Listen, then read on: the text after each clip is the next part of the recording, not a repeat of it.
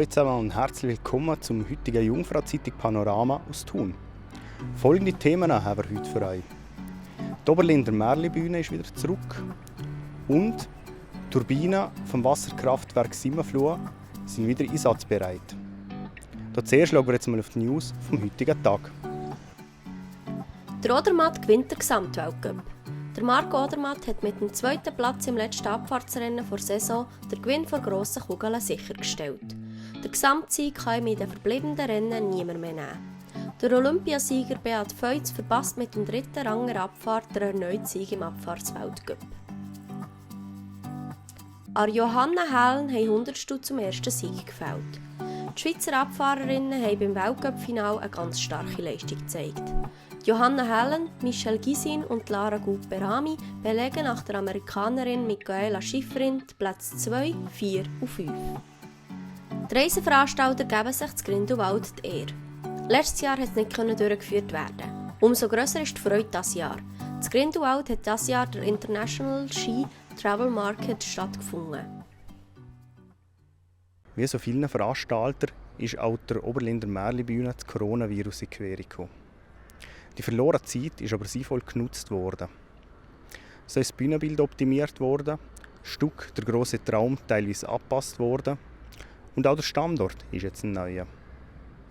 Vor der Premiere am 22. April hat Kim Franzen bei den zwei Projektleiterinnen, der Annemarie Stähli und der Renate Rubin, vorbeigeschaut. Ich bin Renate Rubin und ich bin seit Anfang mit der Annemarie zusammen bei der Märlibühne dabei und mache viel Verschiedenes, aber zusammen haben wir so die Projektleitung über das ganze Projekt. Ich bin Annemarie Stähli und wie Serena gesagt hat, wir machen zusammen die Leitung der Oberländer Märlibühne. Also es ist jetzt gerade ein Tag, nachdem wir abbrechen mussten. Von dem her ist es schon eine besondere Situation. Und wenn ich so in die Tribüne schaue, habe ich schon irgendwie so ein kleines Déjà-vu. Am Anfang war es natürlich schon ein riesen Frust für alle. Also wir waren so nach vor der Premiere. Ein Monat wäre noch gewesen, und so die schönste, intensivste Zeit wäre gekommen. Und es hat natürlich einen riesen Aufwand mit sich gebracht, die Absage. Wenn kann man wie kann man überhaupt, ja, wie wenn was. Und seit wir das wissen, ist die Motivation sehr groß. Wir haben das Vogelisi, wenn ich nur wüsste, wo das Vogelisi wäre. Das ist ein Lied, wo wir ein Stück geschrieben haben und im 17. und 18. als Freilichttheater inszeniert haben. Ich hatte plötzlich irgendwie das Gefühl gehabt, wenn wir jetzt eine Generation vorgehen, also das Vogelisi so 1901 angesetzt, wenn wir eine Generation vorgehen, dann sind wir 1880 und dort hat natürlich die ganz grosse Auswanderwelle in der Schweiz, in den Bergdörfern, aber auch in Europa stattgefunden. Und das haben wir gefunden, das ist ein ganz interessantes Thema, auch mit sehr vielen Emotionen verbunden, auch mit einer geschichtlichen Grundlage. Und es sind 4 Adelbodner, die nach New York auswandern und suchen das Glück. Das Wasserkraftwerk Simmenfluh im Simmental produziert jährlich um die 46 Millionen Kilowattstunden Strom. Aufgrund einer Generalrevision haben Turbinen letzten Herbst aber abgestellt werden müssen. Mittlerweile sind die Einzelteile zurück und sollen ab Mitte Mai auch wieder eingesetzt werden. Rebecca Affolter war vor Ort und hat beim Hans Künzi genauer nachgefragt.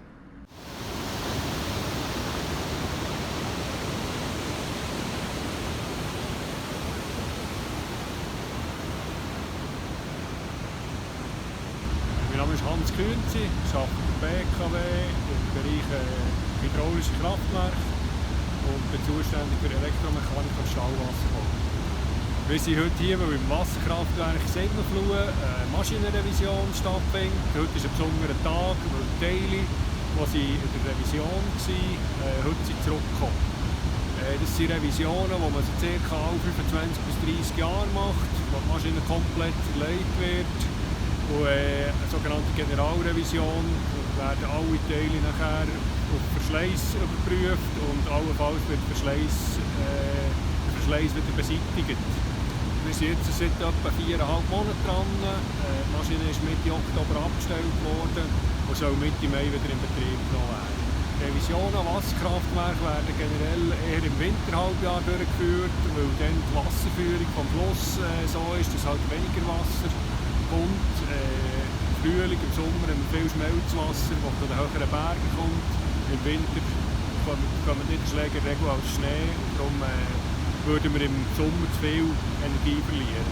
Die Revision ist bis jetzt ziemlich problemlos verlaufen. Ich kann zum Glück über keine größeren Probleme berichten. Ja, ich ziehe eigentlich hier ein positives Fazit. Die Kosten dieser Revision sind einigermaßen unter Kontrolle und ich bin zuversichtlich, dass wir die Prognose abschließen können und dass wir auch technisch am Schluss eine gute Sache haben. So, das wäre es für heute. Wie es mit dem Wetter weitergeht, verraten euch jetzt gleich die Kollegen von Meteo News. Mehr Infos zu den einzelnen Artikeln gibt es wie immer online auf jungfrauzeitung.ch. Ich sage merci fürs Zuschauen und bis zum nächsten Mal. Ciao zusammen. Das Wetter wird euch präsentiert von Interlaken Tourismus.